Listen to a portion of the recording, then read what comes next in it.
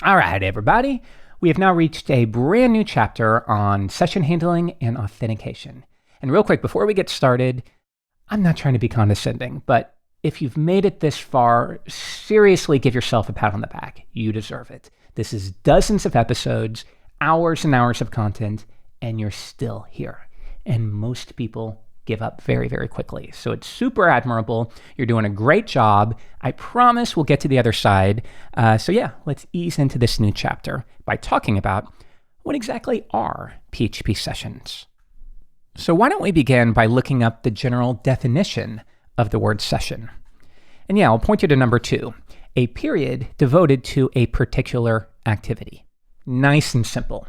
Okay, so within the context of a website, it would be a period where a user interacts with your website. And their interaction is going to be different from my interaction. So this is my session. This is their session. Okay, that's good enough to get us started. So let's go into our project here. And yeah, let's just play around. I'm going to go into the index controller for the home page. Now, you've learned about superglobals. There's a post superglobal, there's a get superglobal, there's a server, there's a request. There's also one related to sessions. And this will take the exact same shape of $_session. And we can interact with it as an array. So why don't we start by putting my name into the session. And real quick, I will warn you, this isn't quite going to work the first try, but I still want to do it this way so that you have a better understanding of why we must do one step prior to this to get everything working. Okay? All right, so now think about it. I now have a session, an interaction with this website that is unique to me. And this data here, these attributes, will be remembered as I browse the website. Now, I'll tell you right now, it's not permanent. We're not saving it to a database, so it is temporary. And often that session will be deleted, for example, when you close the browser. Or even if you don't close the browser, depending upon the defaults, it might delete after half an hour or a day. It just depends. But again, that is a key thing to keep in mind here. It is not permanent. Sessions are not permanent. Okay. So yeah, we can just try this out though. When I visit the home page, I'm going to put something into the session. And then when I go to the about page, I want to grab that information out of the session. So why don't we do this? Let's just die and dump, and let's see if I can grab the name out of the session. And let's see if that works. All right, I'm going to go to my browser. Okay, so now, at least we think, we've put my name into the session. So now when I go to the About page and we try to fetch my name out of the session, does it work? No, it doesn't. We get undefined global variable session. Okay, well, I just told you this exists. So what is going on here? Okay, well, here's the issue. Anytime you intend to work with sessions in your application, the first thing you have to do is start up the session. You can't interact with that superglobal until you have started the session. And generally, you want to do that as early as possible. So why don't we do it in index.php? You know, it doesn't have to be the first line, but just for now, let's put it right up here at the start. I will call a function session start. Okay, so with no other change, let's give it another try. I come back to the home page, we give it a refresh, we started up a session, we then put my name into the session, and now when I go to the About page, we fetch it out of the session. Okay, so this is pretty cool. We now have data that can effectively persist from page to page. And again, it's temporary, it doesn't live forever. So in fact, let's just try this. Let's close out my browser entirely. And yeah, I've reopened Firefox from scratch. And sure enough, all of that prior session data has been destroyed. So again, I don't mean to reiterate, but this is a key thing to understand. Session data is temporary. Okay, great. So let's go back to the home page where we put something into the session. And then when I go to the About page, we can grab that data. All right, so let's do this. Let's go back to our About controller and get rid of this die and dump call. And instead, I want to echo the person's name within the view, maybe within the banner. So we'll go into Views, Partials, Banner. And yeah, at the moment, we are dynamically displaying a heading. But yeah, just temporarily, let's swap that out with hello. and then I will reach into the session and grab the person's name, just like that. All right, so let's go back to the browser and refresh, and sure enough, I do get hello Jeffrey, and that will persist across every page for the lifetime of my current session. So just keep in mind, once again, if we close out Firefox and bring it back, we get a warning.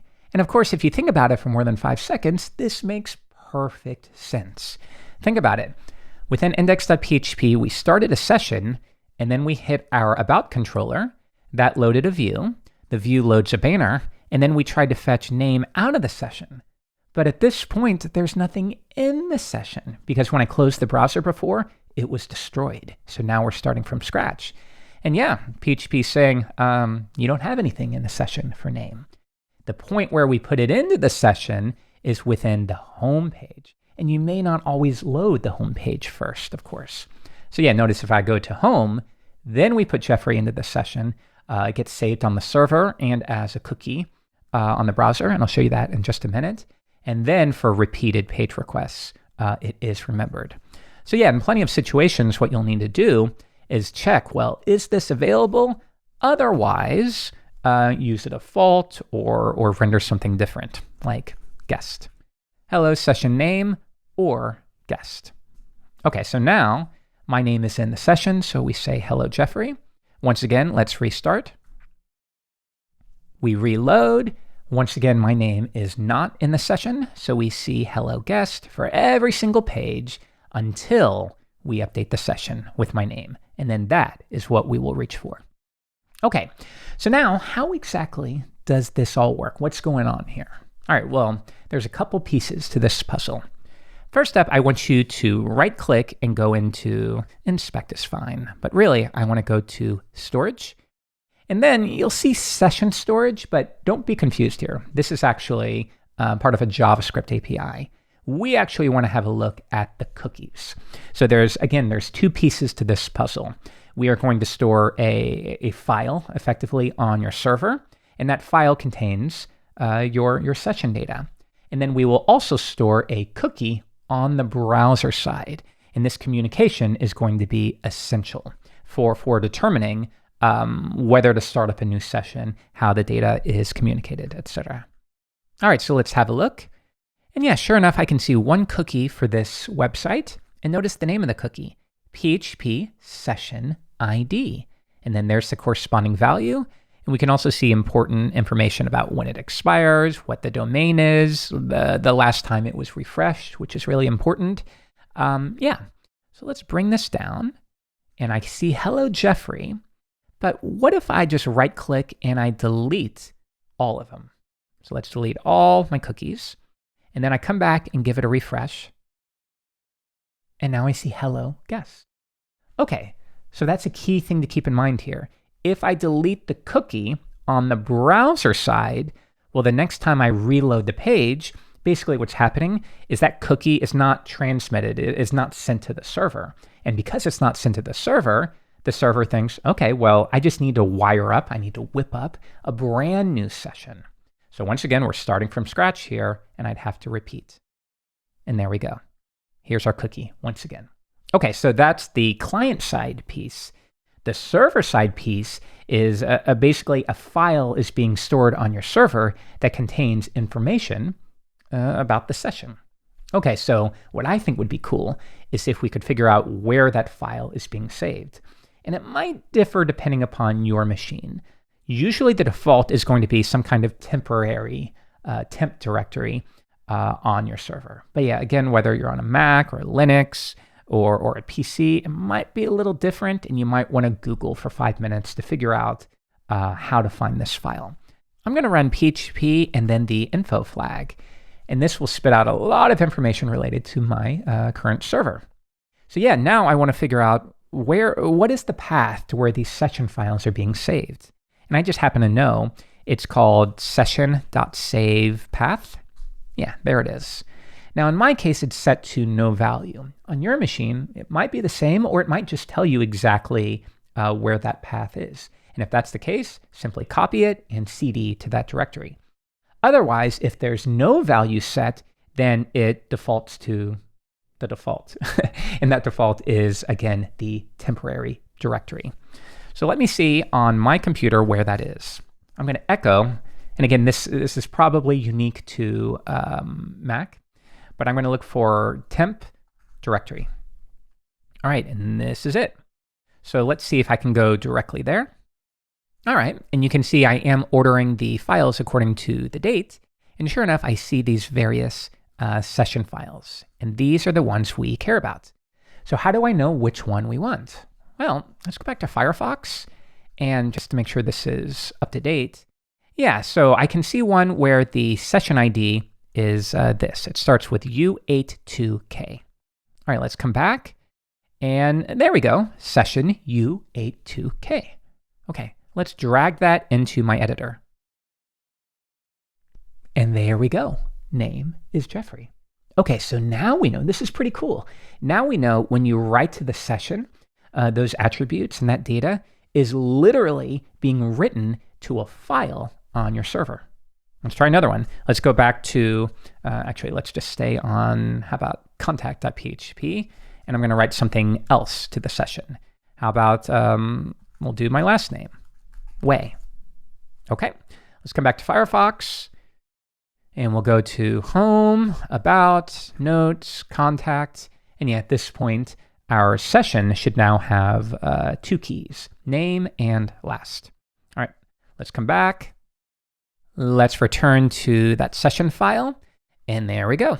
We wrote to the session, so it was updated within that session file on our server. Okay, and now we can see, if I bring this back to storage, cookies, yeah, again, eventually these will expire. I don't remember what the default expiration, it could be minutes, 30 minutes or something like that, but you can tweak it. Otherwise, though, it could go longer.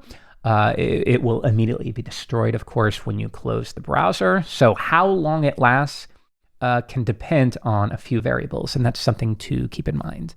But yeah, otherwise, when we write to the session, we will constantly update the last time the session file was updated, basically. And that way, you don't have a situation where you're browsing the site and then randomly, everything got deleted and you lost all of your session. That's not going to happen as long as you keep it active and you keep starting up the session. All right.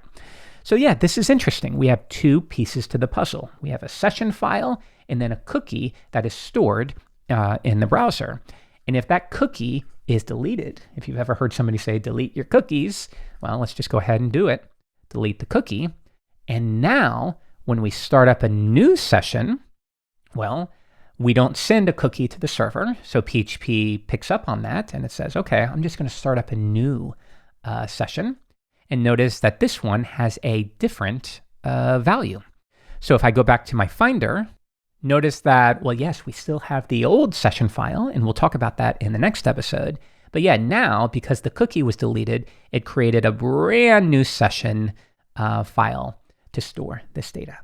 Okay, so I think that's enough for now, but we still have so much more to cover. Again, this is a whole chapter on sessions.